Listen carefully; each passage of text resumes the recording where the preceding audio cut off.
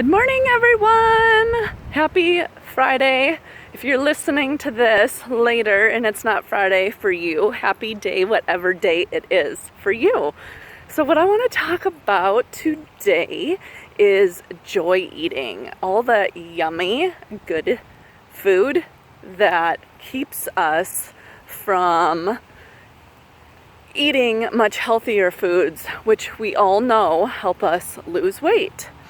So I recently decided to do a 30-day paleo reset. And with that paleo reset, I have learned a ton about myself, about my relationship with food, my relationship with my body, and how I handle emotions. And what I've realized is I use food for joy quite often. And the more that I don't use food for joy while I'm doing this 30-day paleo reset, which, by the way, I hit my 30 days on Wednesday, 2 days ago, and I'm still doing it because I feel so good. I still haven't quite met my goal yet, and it's working, and all kinds of amazing things have happened in my life over the last 30 days. And I'm learning to manage my brain at a higher level, and I'm learning to deal with what was once a toddler running through my brain with a knife, out of control, temper tantrums around food, to now a toddler who asks if they can have a cookie and you tell them no, and they throw just a little fit and move on.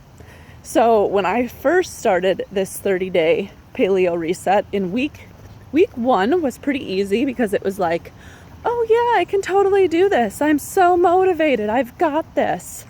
And then week 2 hit, and we were going to the local water park, and my son was having hot dogs and chips, and they were having ice cream and smoothies, and then we would go to the amusement park and there'd be cotton candy and popcorn and more smoothies and all kinds of good stuff, and I wasn't partaking in any of it, and I felt extremely depressed.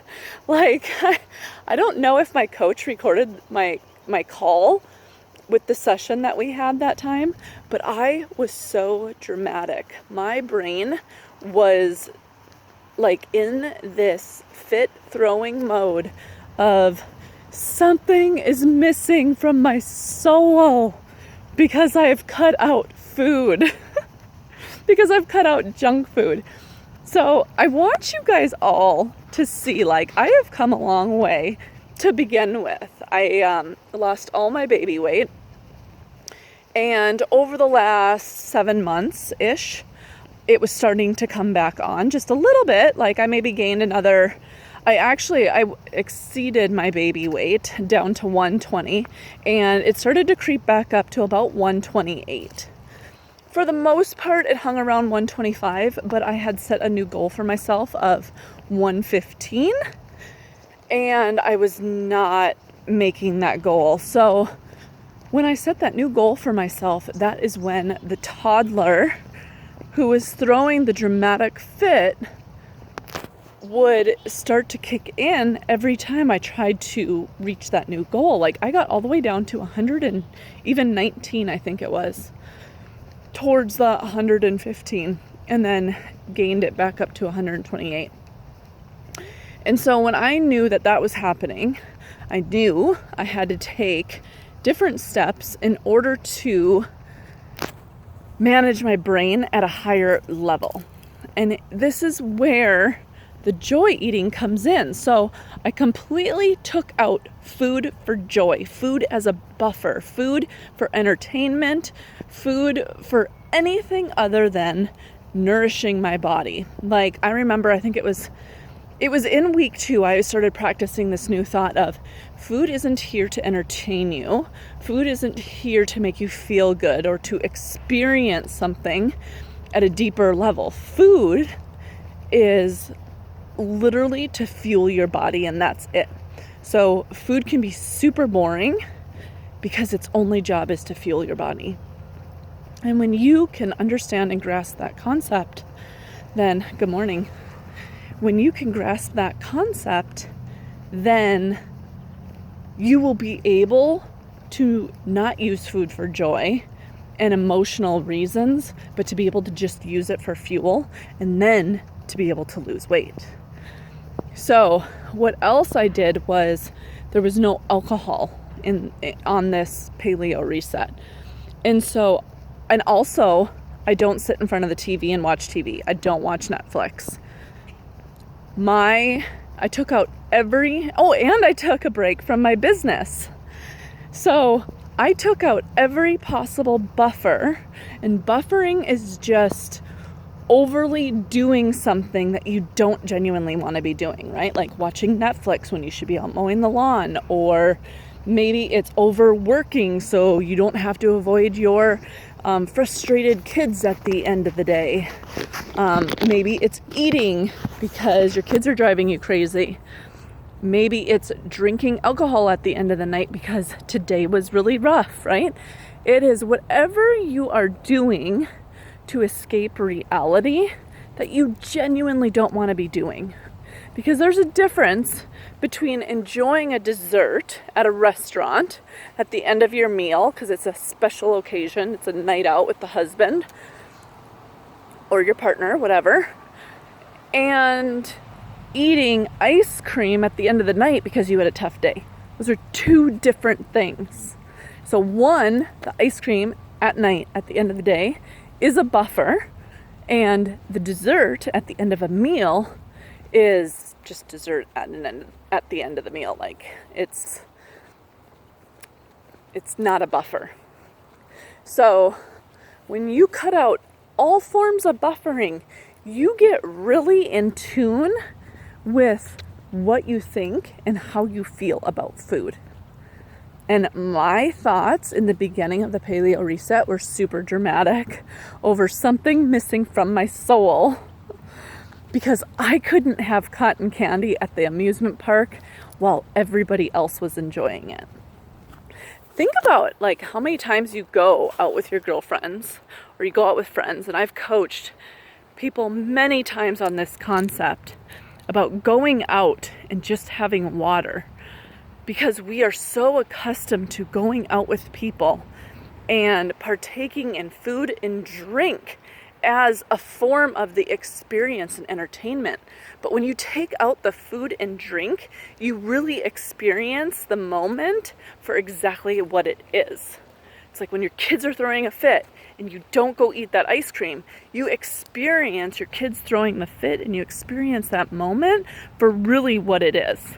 I went to a street dance when this was all happening. And I remember going to this street dance and I said to my friends, I was like, this is so boring. The only thing that would make this street dance fun right now is if I could eat and I could drink booze. And they said to me, well, why don't you just go have a drink?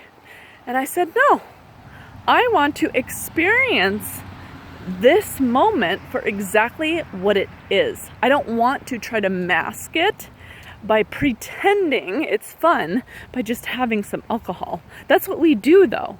We pretend, or we want to experience a different experience, and so we find this buffer to escape what's really happening. We escape the reality of what is happening.